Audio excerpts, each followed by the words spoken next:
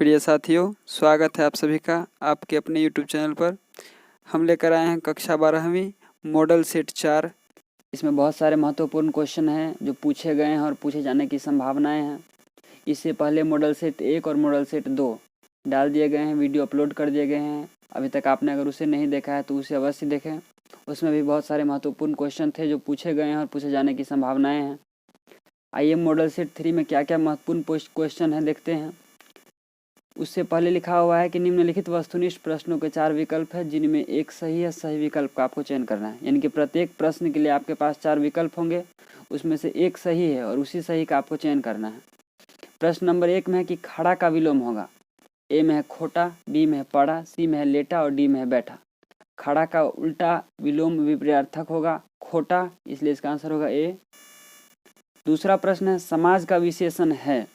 ए में है सामाजिक, बी में है सामाजिक, सी में है समाज्य योग और डी में है असामाजिक। समाज का विशेषण होगा सामाजिक, अर्थात इसका आंसर होगा ए। 3 में है विद्यालय का संधि विच्छेद है। ए में है विद्या जोड़ लय, बी में है विद्या जोड़ आलय, सी में है विद्या जोड़ अलय और डी में है विद्या जोड़ आलय। तो विद्यालय का संधि विच्छेद विद्या जोड़ आलय होगा। यह स्वर संधि है, आप यह भी याद कर सकते हैं। स्वर में भी दीर्घ संधि है क्योंकि बीच में बड़ा वाला चिन्ह आ रहा है। यह पूछा जाता है कभी कभी, यह कौन सा संधि है, तो यह स्वर संधि है और स्वर संधि में दीर्घ संधि है। लेकिन यहाँ पर क्वेश्चन है कि संधि विच्छेद करना है, तो इसका आंसर होगा वी, विद्या जोड़ आलय। चौथे प्रश्न की ओर बढ़ते हैं। प्रश्न है घुटने टेकना मुहावरे का अर्थ है। ए में है हार मानना, बी में है योगा करना, सी में अभिवादन करना और डी में है लज्जित होना। तो हम किसी के सामने घुटना किस स्थिति में टेकते हैं? हम उसे हार मान लेते हैं, इसलिए इसका आंसर होगा ए, हार मानना। बी क्वेश्चन 5 में है कि संपूर्ण क्रांति के रचनाकार हैं। ए में है जय कृष्णमूर्ति, बी में भगत सिंह, सी में जयप्रकाश नारायण और डी है इनमें से कोई नहीं। तो संपूर्ण क्रांति एक भाषण है जो जयप्रकाश नारायण के द्वारा बोला गया है, तो इसका आंसर होगा सी, यह उन्हीं के द्वारा रचित एक भाषण है। छठा क्वेश्चन की ओर बढ़ते हैं। क्वेश्चन है उदंड का विलोम होगा। ए में खूंखार, बी में कठोर, सी में विनम्र और डी में कर्कश। तो उदंड का उल्टा शब्द होगा विनम्र, अर्थात सी, 6 का सी होगा आंसर। 7वें प्रश्न की ओर बढ़ते हैं। प्रश्न है उसने कहा था किस प्रकार की कहानी है। ए में चरित्र प्रधान, बी में कर्म प्रधान, सी में धर्म प्रधान और डी में वात्सल्य प्रधान। इसमें चरित्र को भी दिखाया गया है, धर्म को भी दिखाया गया है, लेकिन सबसे ज़्यादा जो दिखाया गया वो व्यक्ति के कर्म को दिखाया गया है कि कैसा उसने कर्म किया, कैसे उसने काम किया है, जिसके बदौलत वह किसी व्यक्ति की बात को रखने के लिए अपने प्राण बलिदान स्वरूप, भेंट स्वरूप चढ़ा देता है और जिसने उसे कहा था उसके पति एवं पुत्र की रक्षा करता है, इसलिए इसका आंसर होगा बी, कर्म प्रधान। 8वां प्रश्न है बातचीत शीर्षक निबंध के निबंधकार कौन है।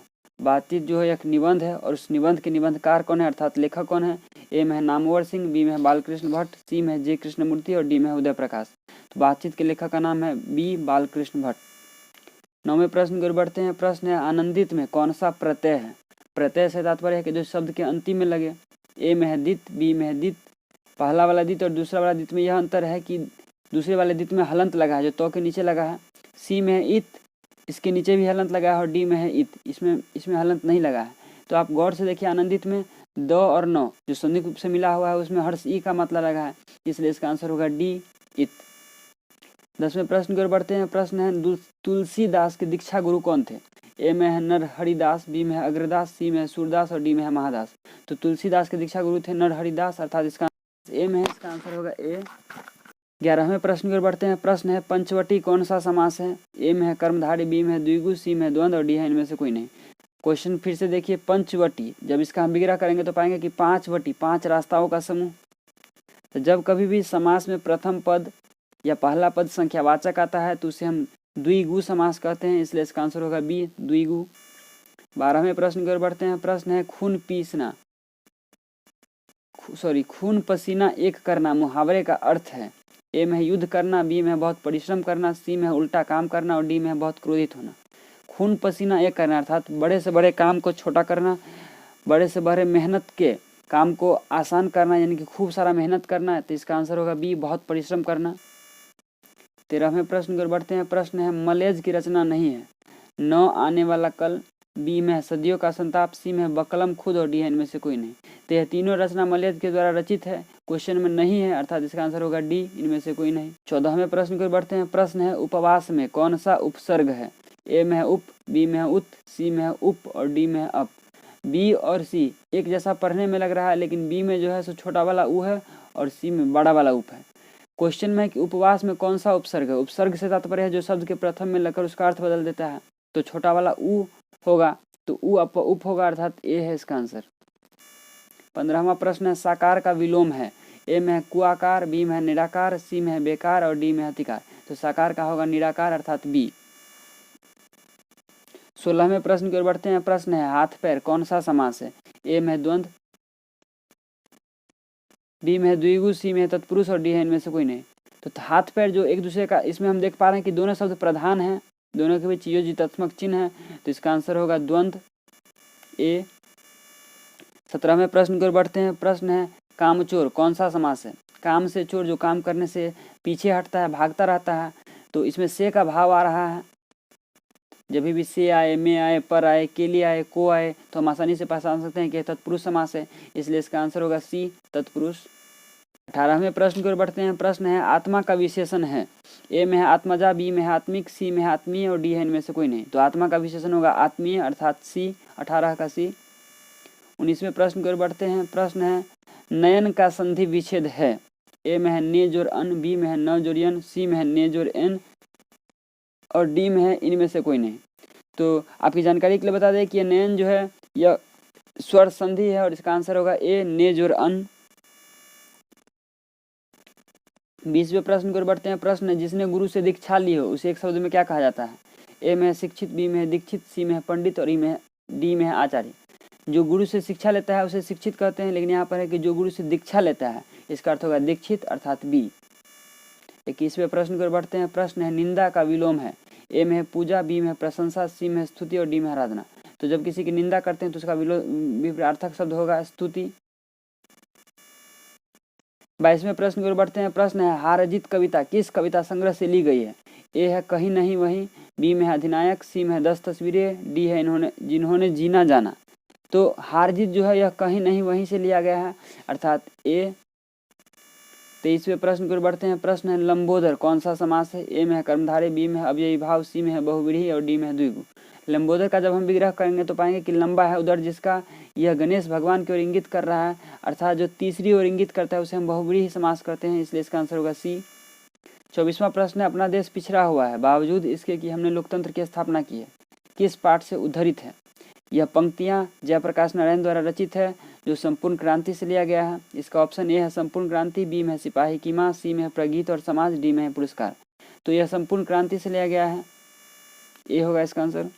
25वें प्रश्न की ओर बढ़ते हैं। प्रश्न है धरती का विलोम है। ए में है भूमि, बी में है पाताल, सी में धरा और डी में आकाश। धरती का होता है आकाश, इसलिए इसका आंसर होगा डी। 26वें प्रश्न की ओर बढ़ते हैं। प्रश्न है निश्चय का संधि विच्छेद है। ए में है निस जोड़ चय, बी में है निस जोड़ चय, सी में है निह जोड़ चय और डी है इनमें से कोई नहीं। आपकी जानकारी के लिए बता दें कि विसर्ग संधि है, इसलिए इसका आंसर होगा सी निह जोड़ चय, अर्थात बराबर निश्चय। 27वां प्रश्न है उद्घाटन का संधि विच्छेद है। ए में है उद्जोर घाटन, बी में है उत्जोर घाटन, सी में है उत्जोर घाटान और डी में उद्जोर घाटन। यह व्यंजन संधि है, इसलिए इसका आंसर होगा उत्जोर घाटन। तो संबंधी नियम के तहत यह बना है, इसका आंसर होगा बी। 28वें प्रश्न की ओर बढ़ते हैं। प्रश्न है जन जन का चेहरा एक शीर्षक कविता के कवि कौन है। ए में है ज्ञानेंद्रपति, बी में है नामवर सिंह, सी में है गजानन माधव मुक्तिबोध और डी में है अशोक वाजपेयी। इसके लेखक का नाम है गजानन माधव मुक्तिबोध, अर्थात इसका आंसर होगा सी। 29वें प्रश्न की ओर बढ़ते हैं। प्रश्न है भूषण किस काल के कवि माने जाते हैं। ए में है आधुनिक काल, बी में है आदिकाल, सी में है भक्ति काल और डी में है रीतिकाल। तो भूषण जो है वे रीतिकाल के कवि थे, इसका आंसर होगा डी। 30वां प्रश्न है देवता का पर्यायवाची शब्द है। ए में है देव, बी में है पुरुषोत्तम, सी में है विप्र और डी में है अवनी। तो देवता का पर्यायवाची शब्द होता है देव, इसका आंसर होगा ए। 31वें प्रश्न की ओर बढ़ते हैं। प्रश्न है आपे से बाहर होना मुहावरे का अर्थ है। ए में है घर से बाहर हो जाना, बी में है भला बुरा न समझना, सी में है बहुत क्रोधित होना और डी में व्यर्थ की बातें करना। आपे से बाहर आने का अर्थ है कि उसका अपने आप पर से नियंत्रण खत्म हो जाता है, वो बहुत क्रोधित हो जाता है, इसलिए इसका आंसर होगा सी। 32 में तुलसीदास किस काल के कवि है। ए में है भक्ति काल, बी में है आदिकाल, सी में है रीतिकाल और डी में आधुनिक काल। तो तुलसीदास भक्ति काल के कवि थे, इसलिए इसका आंसर होगा ए। 33वां प्रश्न जगन्नाथ का संधि विच्छेद है। ए में है जगत जोरनाथ, बी में है जगत जोरनाथ। ए और बी में थोड़ा अंतर है, ए में हलंत नहीं लगा है जबकि बी में तो में हलंत लगा है। सी में है जग जोर नाथ और डी में है जगत जोर ननाथ। प्रश्न है जगत जोर नाथ, सॉरी क्वेश्चन है जगन्नाथ जगन्नाथ, तो इसका आंसर होगा बी जगत जोरनाथ। यह विसर्ग व्यंजन संधि के अंतर्गत आता है। 35वें प्रश्न की ओर बढ़ते हैं। प्रश्न है वैध का विलोम है। ए में है नवैध, बी में है कुवैध, सी में है अवैध और डी है इनमें से कोई नहीं। तो वैध का होगा अवैध अर्थात सी। 35वें प्रश्न की ओर बढ़ते हैं। प्रश्न है ज्ञात का विलोम है। ए में है अनजान, बी में है अज्ञात, सी में है नासमझ और डी में है विज्ञात। ज्ञात का होगा अज्ञात अर्थात इसका आंसर होगा बी। यह इससे पूर्व वाला क्वेश्चन 34वां था। 36वें प्रश्न की ओर बढ़ते हैं। प्रश्न है करवक किन की रचना है। ए में है तुलसीदास, बी में है कबीरदास, सी में है केशवदास और डी में है मलिक मोहम्मद जायसी। तो करवक के लेखक है मलिक मोहम्मद जायसी अर्थात इसका आंसर होगा डी। 37वें प्रश्न की ओर बढ़ते हैं। प्रश्न है गाँव का घर शीर्षक कविता किस कविता संग्रह से ली गई है। ए में है मातृभूमि, बी में है पुत्र वियोग, सी में है संस्यात्मा और डी में है उषा। तो गाँव का घर जो है यह संस्यात्मा से ली गई है, उसी कविता संग्रह से ली गई है अर्थात इसका आंसर होगा सी। 38वें प्रश्न की ओर बढ़ते हैं। प्रश्न है रोज कहानी के कहानीकार कौन है। ए में है अगेय, बी में है मोहन राकेश, सी में है मलयज और डी में है अशोक वाजपेयी। तो रोज कहानी के जो कहानीकार है उनका नाम है हीरानंद सच्चिदानंद वात्स्यायन अगेय या सच्चिदानंद हीरानंद वात्स्यायन अगेय। इसमें केवल उनका उपनाम दिया गया है इसलिए इसका आंसर होगा ए अगेय। 39वें प्रश्न की ओर बढ़ते हैं। प्रश्न है पृथ्वी का पर्यायवाची शब्द है। ए में है भूमि, बी में है मिट्टी, सी में है पाताल और डी में है इनमें से कोई नहीं। तो पृथ्वी का पर्यायवाची शब्द होगा भूमि अर्थात ए। 40वें प्रश्न की ओर बढ़ते हैं। प्रश्न है अपना उल्लू सीधा करना मुहावरे का अर्थ है। ए में चापलूसी करना, बी में अपना काम निकालना, सी में चालाकी करना और डी में मूर्ख बनाना। तो अपना उल्लू सीधा करना से तात्पर्य है कि अपना काम निकालना, इसका आंसर होगा बी। 41वें प्रश्न की ओर बढ़ते हैं। प्रश्न है रघुवीर सहाय का जन्म स्थान है। ए में है आगरा, बी में है मेरठ, सी में है लखनऊ और डी में है प्रयाग। तो रघुवीर सहाय का जन्म लखनऊ में हुआ था इसलिए इसका आंसर होगा सी। 42वें प्रश्न की ओर बढ़ते हैं। प्रश्न है मालती के पति का नाम है। आपकी जानकारी के लिए बता दें कि मालती जो पात्रा है वह रोज कहानी में आई हुई है और उसके पति का नाम महेश्वर है। ए में है चंदेश्वर, बी में है रामेश्वर, सी में है महेश्वर और डी में है रामनाथ। तो इसका आंसर होगा सी महेश्वर। 43वें प्रश्न की ओर बढ़ते हैं। प्रश्न है रंगून कहाँ है। ए है नेपाल, बी है बर्मा, सी है जापान और डी में है चीन। इसका आंसर होगा बी बर्मा में है रंगून।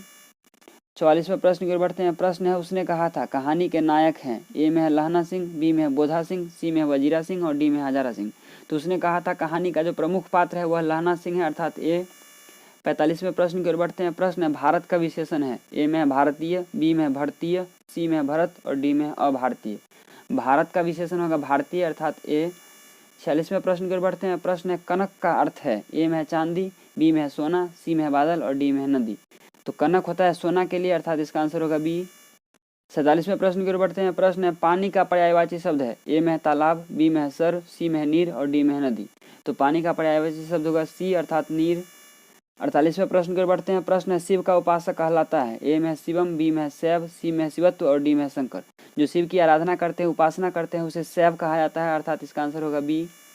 49वें प्रश्न की ओर बढ़ते हैं। प्रश्न है पठनीय में प्रत्यय है। ए में है निय, बी में है अनिय, सी में है ईय और डी में है निय। गौर से देखिए पठनीय है, पठन जोर ईय अर्थात इसका आंसर होगा सी। 50वें प्रश्न की ओर बढ़ते हैं। प्रश्न है दिल्ली मेरा परदेश क्या है।